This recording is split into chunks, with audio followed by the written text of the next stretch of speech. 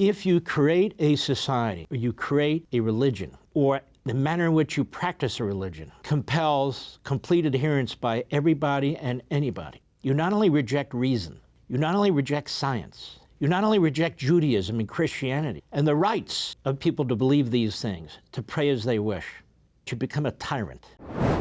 You know, we're very lucky people in this country when I think about our history compared to much of the rest of the world.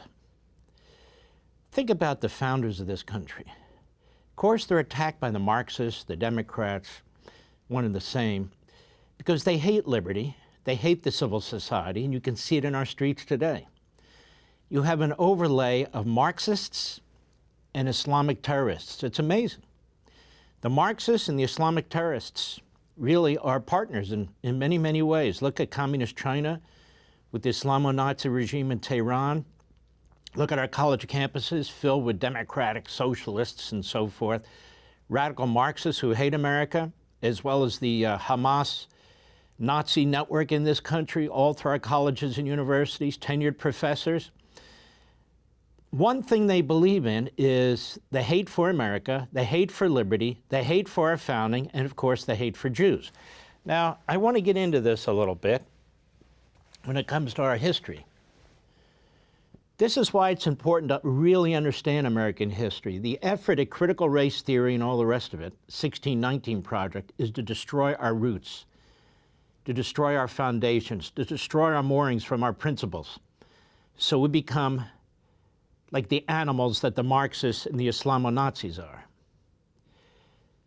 But we don't throw in with them, because those of us who understand American history, those of us who are people of faith, those of us who have a religion that's not a throwback to the 9th century, those of us who have these principles resist this, which is why they try to demean us, character assassinate us, and ultimately destroy our society.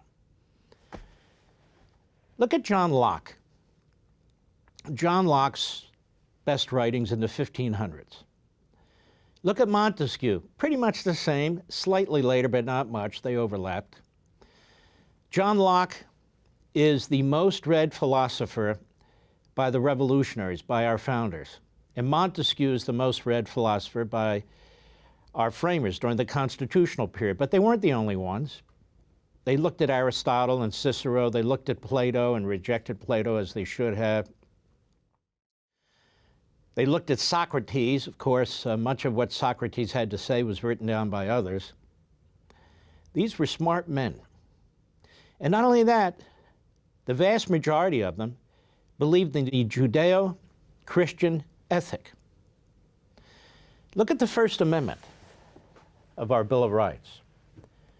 Not just the right to free speech, not just the right to a free press, the right to freely exercise your faith, your religion. How many countries put that in their founding document, if they have one? Almost none that I'm aware of. You have these Islamo-Nazi regimes that are set up, and they tell you what the faith is. It's a fundamentalist faith. They tell you that everybody's going to adhere to it, or they're going to be obliterated in one form or another. That's not what happened in this country. You know, in America, the overwhelming majority of our founders and framers were Christians of one form or another, Christians. And there's nothing in the First Amendment that says the nation's religion is Christianity and all shall abide. That's why when you're a minority in this country and you have a minority religion in this country, if you're Jewish or Hindu or Buddhist or even atheist, you should kiss the ground you walk on. Because only in this country, is the respect in our governing document, in the First Amendment of the Bill of Rights, for everybody's freedom of faith or no faith. If you create a society, or you create a religion, or the manner in which you practice a religion compels complete adherence by everybody and anybody, by everybody and anybody, you not only reject reason, you not only reject science, you not only reject Judaism and Christianity and the rights of people to believe these things, to pray as they wish. But you become a tyrant, a fundamentalist, and in some cases, as we see now, a subhuman. You kill for your belief system. I don't mean in defense of it. You mean to impose it. Much like the Marxist philosophy. Paradise is right in front of you if you surrender your liberty, your free will, your thinking process, your values, your beliefs, your family, history, and you just participate in overall destruction. And out the other end, we're told, the other end is the light. Marxism, responsible for the death of 100 million human beings and the enslavement of billions. Well, what is Islamo-Nazism, as I call it? Fundamentalism. It's no different. You either comply with the demands of those who claim to speak for God through Muhammad, or you are to be killed.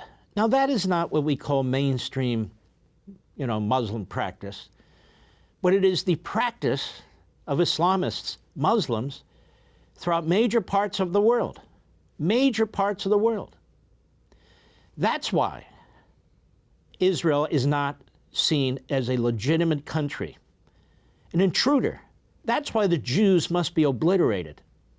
They must be extinguished because, according to those who speak for God, God demands it. Otherwise, there will not be paradise on earth. These are dangerous ideologies that have resulted in the deaths of tens of millions of human beings. For all this and much more, sign up for LevintTV.